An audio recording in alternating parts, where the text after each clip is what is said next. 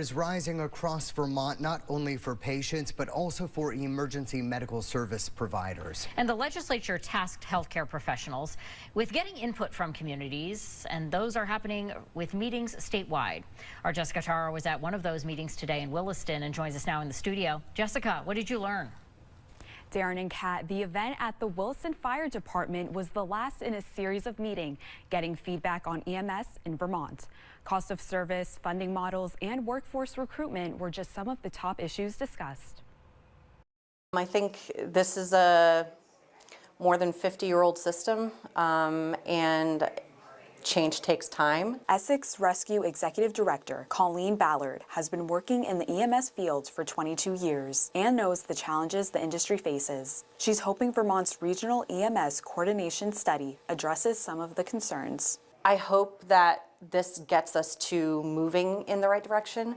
I don't know that we're going to see change that quickly. A lot of the problems we're facing are very significant, finance being one of them. Ballard knows there's not only one problem with one solution. She and others raised concerns about cost of service, funding, and the strain on employees who say they are overworked and underpaid. We recognize that for law enforcement, we recognize that for the fire service, and we have done a really good job at putting a system in place to support them from a state level.